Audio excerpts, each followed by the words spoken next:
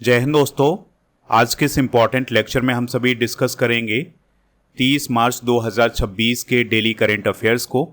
तो आप इस पूरे लेक्चर को बहुत ही ध्यान से लास्ट तक जरूर देखिएगा। लास्ट में आपसे क्वेश्चन पूछा जाएगा जिसका आंसर कमेंट बॉक्स में बताना है। तो आज का पहला और इम्पॉर्टेंट क्वेश्चन है, माधवपुर मेला किस राज्य में आयोजित होता है? तो यह गुजरात राज्य में आयोजित होता है। काफ़ी इम्पॉर्टेंट क्वेश्चन है, अक्सर एग्जाम में बनता है। तो माधवपुर मेला गुजरात राज्य में लगता है और गुजरात के पोरबंदर में इसका आयोजन होता है। दोस्तों, यह भगवान श्री कृष्ण और रुक्मणी के विवाह को याद करते हुए मनाया जाता है और 5 दिनों तक इस मेले का आयोजन होता है। मान्यता ये है कि भगवान श्री कृष्ण ने अरुणाचल प्रदेश की राजकुमारी रुक्मणी से विवाह करने के लिए माधवपुर में ही विश्राम किया था, इसलिए ये मेला यहाँ पर आयोजित किया जाता है। भारत के कुछ महत्वपूर्ण मेले डिस्कस करते हैं। तो कुंभ मेला हरिद्वार, प्रयागराज, नासिक और उज्जैन में लगता है। पुष्कर मेला राजस्थान में लगता है। सोनपुर मेला बिहार में लगता है। जो सोनपुर मेला है यह एशिया का सबसे बड़ा पशु मेला है। हेमिस गोम्पा मेला लद्दाख में लगता है। गंगा सागर मेला पश्चिम बंगाल के दक्षिण 24 परगना जिले में लगता है। सूरजकुंड शिल्प मेला फरीदाबाद हरियाणा में लगता है। अंबुबाची मेला गुवाहाटी असम में। सबरीमाला मेला केरल में और मेडारम जतारा मेला लगता है तेलंगाना में और इस मेले को आदिवासियों का कुंभ कहा जाता है। अगले क्वेश्चन की तरफ बढ़ते हैं जो कि स्पोर्ट्स से रिलेटेड है। तो क्वेश्चन क्या है, मियामी ओपन 2026 में पुरुष एकल का खिताब किसने जीता है? तो ये जीता है जैनिक सिनर ने। तो दोस्तों, सबसे पहले आपको इस बात को नोट करना है कि जो मियामी ओपन है ये टेनिस से संबंधित है। तो 2026 में इसका मेंस सिंगल्स का टाइटल इटली के जैनिक सिनर ने जीता है। तो फाइनल में जैनिक सिनर ने चेक गणराज्य के जिरी लेहिका को हराया है और ये खिताब अपने नाम कर लिया है। वहीं पर अगर हम वुमेन्स सिंगल्स की बात करें तो बेलारूस की आर्याना सबालेंका ने अमेरिका की कोको गॉफ को हरा करके वुमेन्स सिंगल्स का टाइटल अपने नाम किया है। मियामी ओपन एक अंतर्राष्ट्रीय टेनिस टूर्नामेंट है और यह अमेरिका के मियामी शहर में आयोजित किया जाता है। ठीक है, तो मियामी ओपन किस देश में होता है? अमेरिका में होता है और ये टेनिस से रिलेटेड है। कुछ और इम्पॉर्टेंट करंट अफेयर्स डिस्कस करते हैं। तो दिल्ली ओपन 2026 के विजेता कौन बने हैं? स्टेफानोस सकेलारिडिस जो कि ग्रीस के हैं। कतर ओपन दोहा 2026 के विजेता कार्लोस अल्कराज रहे हैं, ये स्पेन के हैं। ऑस्ट्रेलियन ओपन 2026 में महिला एकल विजेता एलेना रायबकीना रही हैं, ये कजाकिस्तान की हैं। ऑस्ट्रेलियन ओपन 2026 में पुरुष एकल विजेता कार्लोस अल्कराज रहे हैं, ये स्पेन के हैं। यूएस ओपन 2025 पुरुष एकल विजेता कार्लोस अल्कराज रहे हैं। यूएस ओपन 2025 महिला एकल विजेता आर्याना सबालेंका रही हैं जो कि बेलारूस की हैं। अगला क्वेश्चन है, वर्ष 2026 का एबेल पुरस्कार किसे प्रदान किया गया है? तो गेर्ड फाल्टिंग्स को प्रदान किया गया है। तो दोस्तों, जर्मनी के गणितज्ञ हैं गेर्ड फाल्टिंग्स, तो उन्हें 2026 का एबेल पुरस्कार प्रदान किया गया है। फाल्टिंग्स को यह पुरस्कार अंक गणितीय ज्यामिति में योगदान, विशेष रूप से 60 साल पुराने मोडेल अनुमान को हल करने और लैंग के अनुमानों को सुलझाने के लिए उपकरण विकसित करने के लिए प्रदान किया गया है। ठीक है, तो गेर्ड फाल्टिंग्स जर्मनी देश के गणितज्ञ हैं, तो उन्हें 2026 का एबेल पुरस्कार प्रदान किया गया है। एबेल पुरस्कार के बारे में अगर हम बात करें तो यह गणित के क्षेत्र में दिया जाने वाला एक अंतर्राष्ट्रीय पुरस्कार है और यह पुरस्कार Norwegian academy of science and letters के द्वारा प्रदान किया जाता है। एबेल पुरस्कार प्रसिद्ध नॉर्वेजियन गणितज्ञ नील्स हेनरिक एबेल की याद में दिया जाता है। इसकी स्थापना 2002 में हुई थी और ये पहली बार 2003 में प्रदान किया गया था। इस पुरस्कार को गणित का नोबेल पुरस्कार भी कहा जाता है और यह पुरस्कार हर साल नॉर्वे देश में दिया जाता है। इसके अंतर्गत लगभग 7.5 मिलियन नॉर्वेजियन क्रोन की राशि प्रदान की जाती है। 2025 का यह खिताब मसाकी काशीबारा को मिला था, ये जापान के थे। और 2024 का मिशेल टेलाग्रैंड को मिला था, ये फ्रांस के थे। तो ये इंफॉर्मेशन आप जरूर नोट करें एबेल पुरस्कार के बारे में। नेक्स्ट क्वेश्चन है, रूस ने 1 अप्रैल 2026 से किस पर प्रतिबंध लगाने की योजना बनाई है? आंसर हो जाएगा पेट्रोल एक्सपोर्ट्स, यानी पेट्रोल के निर्यात पर 1 अप्रैल 2026 से रूस ने प्रतिबंध लगाने की योजना बनाई है। ठीक है, लेकिन जो कच्चा तेल का निर्यात है वो होता रहेगा, यानी कि उस पर कोई प्रभाव नहीं है और केवल पेट्रोल के निर्यात पर प्रतिबंध लगाया गया है। दोस्तों, रूस की जो समाचार एजेंसी है टास, उसने ये जानकारी दी है कि यह जो प्रतिबंध है ये 31 जुलाई 2026 तक लागू रहेगा। तो यहाँ पर आपके लिए 2-3 क्वेश्चन और बन जाते हैं। आपसे पूछा जा सकता है कि टास किस देश की समाचार एजेंसी है, तो वो रूस की समाचार एजेंसी है। ठीक है, और रूस के बारे में अगर हम बात करें तो राजधानी इसकी मॉस्को है और करेंसी है रूबल। व्लादिमीर पुतिन यहाँ के प्रेसिडेंट हैं, प्रधानमंत्री हैं मिखाइल मिशुस्तिन। और अगर रूस के बारे में बात करें कि ये किस महाद्वीप में आता है, तो ये पूर्वी यूरोप और उत्तरी एशिया में आता है। 16 देशों से इसकी सीमा लगती है। भारत को S-400 मिसाइल सिस्टम किस देश ने दिया है? ये रूस ने दिया है। रूस से रिलेटेड कुछ इंपॉर्टेंट करंट अफेयर्स भी डिस्कस करते हैं। तो रूस ने फरवरी 2026 में अपने देश में व्हाट्सएप पर बैन लगाया है। भारत जनवरी 2026 में रूसी फॉसिल फ्यूल का दूसरा सबसे बड़ा भागीदार बना है। रूस ने खाबारोव्स्क परमाणु पनडुब्बी को हाल ही में लॉन्च किया है। सूडान ने रूस को अफ्रीका में अपना पहला नौसैनिक अड्डा स्थापित करने की अनुमति दी है। अक्टूबर 2025 में रूस ने कलमेकिया में पहली बार बुद्ध के पवित्र अवशेष प्रदर्शित हुए थे। तो दोस्तों, ये रूस से रिलेटेड करंट अफेयर्स है, इसको आप नोट कर लीजिएगा। अगला क्वेश्चन है, हाल ही में किस देश के पूर्व प्रधानमंत्री केपी शर्मा ओली को गिरफ्तार किया गया है? आंसर हो जाएगा इसका नेपाल। तो नेपाल के पूर्व प्रधानमंत्री हैं केपी शर्मा ओली, तो उन्हें हाल ही में गिरफ्तार किया गया है। और पूर्व गृह मंत्री रमेश लेखक को भी गिरफ्तार किया गया है।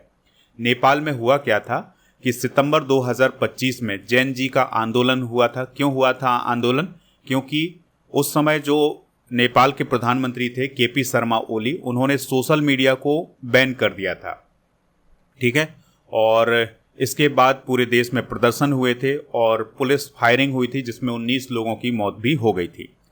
तो अब यही सब आरोप हैं उन पर, अब उन्हें गिरफ्तार कर लिया गया है। नेपाल की बात करें अगर हम, तो काठमांडू इसकी राजधानी है और राष्ट्रपति हैं रामचंद्र पौडेल, प्रधानमंत्री हैं बालेन शाह और करेंसी है रुपया। और उत्तर प्रदेश, उत्तराखंड, बिहार, पश्चिम बंगाल और सिक्किम की सीमा नेपाल से लगती है। अगला क्वेश्चन है, नोएडा इंटरनेशनल एयरपोर्ट के फेज 1 का उद्घाटन किसने किया है? आंसर हो जाएगा इसका नरेंद्र मोदी जी। तो प्रधानमंत्री नरेंद्र मोदी जी ने नोएडा इंटरनेशनल एयरपोर्ट के पहले चरण का उद्घाटन हाल ही में किया है। कब किया है? 28 मार्च 2026 को। तो ये जो नोएडा इंटरनेशनल एयरपोर्ट है, यह उत्तर प्रदेश के जेवर में स्थित है। तो इसके पहले चरण का उद्घाटन हाल ही में किया गया है। जब इसके चारों चरण, यानी कि जब ये पूरी तरह से बनकर के तैयार हो जाएगा, तब यह एशिया का सबसे बड़ा एयरपोर्ट बन जाएगा। अभी चाइना का जो बीजिंग डेक्सिंग इंटरनेशनल एयरपोर्ट है, यह एशिया का सबसे बड़ा एयरपोर्ट है। दोस्तों, जो नोएडा इंटरनेशनल एयरपोर्ट है, यहाँ से हर साल लगभग 1.2 करोड़ यात्री सफ़र कर सकेंगे जब ये बनकर के तैयार हो जाएगा। भारत के कुछ इंटरनेशनल एयरपोर्ट डिस्कस करते हैं। तो नई दिल्ली में इंदिरा गांधी इंटरनेशनल एयरपोर्ट है, मुंबई में छत्रपति शिवाजी महाराज, बेंगलुरु में केम्पेगौड़ा इंटरनेशनल एयरपोर्ट, कोलकाता में नेताजी सुभाष चंद्र बोस, हैदराबाद में राजीव गांधी, अमृतसर में श्री गुरु रामदास जी इंटरनेशनल एयरपोर्ट और गुवाहाटी में लोकप्रिय गोपीनाथ बोरदोलोई अंतर्राष्ट्रीय हवाई अड्डा, गोवा में मनोहर अंतर्राष्ट्रीय हवाई अड्डा, पोर्ट ब्लेयर में वीर सावरकर अंतर्राष्ट्रीय हवाई अड्डा है। अगला क्वेश्चन है, अमेरिका के किस संग्रहालय ने भारत को प्राचीन मूर्तियां लौटाने की घोषणा की है? आंसर हो जाएगा स्मिथसोनियन का national museum of Asian art. तो ये जो म्यूजियम है, ये भारत को प्राचीन मूर्तियां लौटाएगा। तो अमेरिका के स्मिथसोनियन के national museum of Asian art ने तमिलनाडु के मंदिरों से अवैध रूप से लाई गई 3 अमूल्य प्राचीन कांस्य मूर्तियां भारत को वापस करने की घोषणा की है, यानी कि national museum of Asian art जो कि स्मिथसोनियन में है, तो ये भारत को 3 मूर्तियां लौटाएगा। ये चोरी करके वहां पर ले जाई गई थी, अब इनको वापस किया जाएगा। ऐसा कहा गया है कि ये जो मूर्तियां हैं ये 1956 से 1959 के बीच मंदिरों से अवैध रूप से चुराई गई थी, अब इनको अमेरिका के द्वारा भारत को वापस किया जा रहा है। ये जो 3 मूर्तियां हैं इसमें 9वीं शताब्दी की शिव नटराज की कांस्य प्रतिमा है, 12वीं शताब्दी की शिव और उमा की सोम स्कंद प्रतिमा है और 16वीं शताब्दी की संत सुंदरार और परवी की प्रतिमा शामिल है। तो ये दोस्तों इन मूर्तियों को आप नोट कर सकते हैं कि कौन कौन सी मूर्तियां हैं जो अमेरिका से भारत वापस लाई जा रही हैं। अगला क्वेश्चन है, किस देश ने इंडियन प्रीमियर लीग 2026 के प्रसारण से प्रतिबंध हटा लिया है? आंसर हो जाएगा बांग्लादेश। तो दोस्तों अभी तक बांग्लादेश ने यह फैसला लिया था कि बांग्लादेश में आईपीएल के मैच नहीं दिखाए जाएंगे, लेकिन बांग्लादेश ने अब इस प्रतिबंध को हटा लिया है। तो सरकार का कहना यह है कि खेल और राजनीति को नहीं मिलाना चाहते हैं वो, और यह निर्णय व्यावसायिक दृष्टिकोण से भी लिया गया है। बांग्लादेश सरकार ने मुस्तफिजुर रहमान के केकेआर से बाहर होने और अन्य विवादों के कारण मतलब आईपीएल के प्रसारण पर रोक लगाई गई थी, लेकिन अब इस रोक को हटा लिया गया है। आईपीएल की बात करें तो 2007 में इसकी स्थापना हुई थी, पहला सीजन 2008 में हुआ था। संस्थापक ललित मोदी हैं। पहला खिताब राजस्थान रॉयल्स ने जीता था 2008 में। बीसीसीआई इसका आयोजक होता है। वर्तमान में इसका टाइटल स्पॉन्सर है टाटा ग्रुप। आईपीएल को सबसे ज़्यादा बार किसने जीता है? मुंबई इंडियंस और सीएसके ने। तो इन दोनों टीमों ने पाँच बार जीता है। तो मुंबई इंडियंस ने 13, 15, 17, 19 और 20 में जीता है, और सीएसके ने 2010, 11, 18, 21 और 23 में जीता है। केकेआर ने 3 बार 2012, 14 और 24 में। राजस्थान रॉयल्स ने 2008 में, और सनराइजर हैदराबाद ने 2016 में, और आरसीबी ने 2025 में जीता था। अगला क्वेश्चन है, जम्मू कश्मीर में पहली अंतर्राष्ट्रीय हाफ मैराथन। यहाँ पर अगला क्वेश्चन है, जम्मू कश्मीर में पहली अंतर्राष्ट्रीय हाफ मैराथन 29 मार्च 2026 को कहाँ आयोजित की गई है? यहाँ पर आप क्वेश्चन में जम्मू कश्मीर जरूर ऐड करिएगा। तो जम्मू कश्मीर में पहली अंतर्राष्ट्रीय हाफ मैराथन 29 मार्च 2026 को जम्मू में आयोजित की गई है। इसमें 4000 से अधिक धावक शामिल हुए थे, और इसका उद्देश्य ये था कि जम्मू कश्मीर के पर्यटन को बढ़ावा दिया जाए। और ये जो प्रतियोगिता है या ये जो मैराथन है, इसकी शुरुआत मौलाना आज़ाद स्टेडियम में हुई थी, जो कि जम्मू में स्थित है। जम्मू कश्मीर की राजधानी श्रीनगर और जम्मू है। उपराज्यपाल मनोज सिन्हा, मुख्यमंत्री उमर अब्दुल्ला, और ये केंद्र शासित प्रदेश बना था 31 अक्टूबर 2019 को। अगला क्वेश्चन है, विजय पथ सिंघानिया किस कंपनी से जुड़े थे जिनका निधन हो गया है? तो वह रेमंड ग्रुप से जुड़े थे, तो उनका हाल ही में निधन हुआ है। तो रेमंड ग्रुप के पूर्व चेयरमैन विजय पथ सिंघानिया का 28 मार्च को निधन हुआ है। उन्होंने विजय पथ सिंघानिया ने रेमंड की जो नींव है 1925 में रखी थी। 2006 में विजय पथ को उद्योग और समाज में योगदान के लिए पद्म भूषण से सम्मानित किया गया था। विजय पथ ने एक किताब भी लिखी है जिसका नाम है an angel in A cockpit. ठीक है, तो ये पुस्तक भी आप नोट कर लीजिएगा। हाल ही में हुए निधन डिस्कस करते हैं। तो यक्षगान कलाकार सूरी कुमेरू के गोविंद भट्ट का निधन हुआ है। मार्शल आर्ट के दिग्गज और अभिनेता चक नॉरिस का, बॉलीवुड अभिनेत्री मधु मल्होत्रा, संगीतकार Phil Campbell, Tamil film maker Thakkali Srinivasan, मशहूर इंडोलॉजिस्ट पद्मश्री अवार्ड विजेता हरमन कुलके, वीर चक्र पुरस्कार विजेता केजी जॉर्ज, वरिष्ठ पत्रकार और पूर्व राजदूत एच.के. दुआ, और मशहूर एक्ट्रेस प्रवीणा देशपांडे का निधन हुआ है। तो दोस्तों आप स्टडी करके ऐप को इंस्टॉल कर लें और प्रीमियम कोर्स वाले ऑप्शन पर जाएं। यहाँ पर आपको लूसेंट का कोर्स मिल जाएगा, इस कोर्स को ज्वाइन कर सकते हैं और FEB 600 कूपन कोड यूज़ करना है। इसमें 18,000 से अधिक topic wise subject wise test series, computer special test और 12 महीने का मंथली टेस्ट आपको मिलेगा। प्रीमियम कोर्स वाले ऑप्शन पर अर्जुन जीएस फाउंडेशन बैच भी मिल जाएगा। होली 900 कूपन कोड यूज़ करना है तो आपको छूट भी इसमें मिल जाएगी। इसमें भी वही सब फ्री मिलेगा जो लूसेंट वाले कोर्स में मिलेगा। प्रीमियम कोर्स वाले ऑप्शन पर आपको बहुत सारे कॉम्बो पैक मिल जाएंगे, तो कॉम्बो पैक आप प्राप्त कर लीजिएगा। और दोस्तों टेस्ट सीरीज वाले ऑप्शन पर 12 महीने का मंथली टेस्ट, 10,000 से अधिक जीके जीएस के question, computer special test, daily current affairs का टेस्ट और करेंट अफेयर्स का मॉक टेस्ट मिल जाएगा। डेली करेंट अफेयर्स का टेस्ट जब आप देंगे तो आपको दोस्तों यहाँ पर रैंक भी मिल जाएगी। जैसे अगर हम 27 मार्च के टॉप 10 की बात करें तो बादल, कुमार, रजनीश, हरीश, ब्रजेश, प्रज्योत, ओम प्रकाश, निकेश, प्राची, देविका, मयंक, ये टॉप 10 है। तो आपकी यहाँ पर मतलब जो रैंक है वो भी पता चल सकेगी। इसके अलावा दोस्तों ई बुक वाले सेक्शन पर आपको monthly current affairs, yearly current affairs, half yearly current affairs की ई बुक मिल जाएंगी। इन सभी को जाकर के प्राप्त कर लीजिएगा। चलिए अब हम कल के करेंट अफेयर्स को रिवाइज करते हैं। तो कल के करेंट अफेयर्स का पहला क्वेश्चन था, वालेंद्र या वालेंसाई किस देश के पीएम बने हैं? नेपाल। इंटरनेशनल ओलंपिक कमेटी ने लॉस एंजल्स ओलंपिक से किसी महिला कैटेगरी में भाग लेने की अनुमति नहीं देने का निर्णय लिया है? ट्रांसजेंडर महिलाएं। भारतीय पुरुष हॉकी टीम के किस खिलाड़ी ने अंतर्राष्ट्रीय हॉकी से संन्यास की घोषणा की है? गुरजंत सिंह। दिल्ली के अक्षरधाम मंदिर में किसकी 108 फीट ऊंची कांस्य प्रतिमा की प्राण प्रतिष्ठा हुई है? नीलकंठ वर्णी। मैटे फ्रेडरिक्सन किस देश की प्रधानमंत्री हैं जिन्होंने पद से इस्तीफा दिया है? डेनमार्क। ताइवान के एस्ट्रोनॉमर्स ने किस ग्रह के 11 नए चंद्रमाओं की खोज की है? शनि। और पेरियासामी कुमारन को किस देश में भारत का अगला हाई कमिश्नर नियुक्त किया गया है? United kingdom. और अमेरिका की आज़ादी की 250वीं वर्षगांठ के अवसर पर जारी होने वाले नए डॉलर नोटों पर किसके हस्ताक्षर होंगे? ट्रंप। 2029 से ऑस्कर समारोह किस थिएटर में आयोजित किया जाएगा? Peacock theatre. और प्रधानमंत्री नरेंद्र मोदी जी 15 से 17 जून 2026 को आयोजित होने वाले 52वें G7 शिखर सम्मेलन में कहाँ भाग लेंगे? तो एवियन, फ्रांस में भाग लेंगे।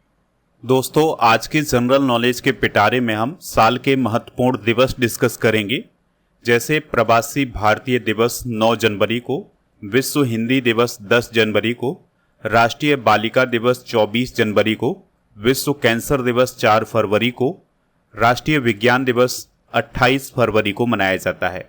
अच्छा दोस्तों, राष्ट्रीय विज्ञान दिवस किसकी याद में मनाया जाता है? इसके पीछे का कारण क्या है ये आप कमेंट बॉक्स में जरूर बताइएगा।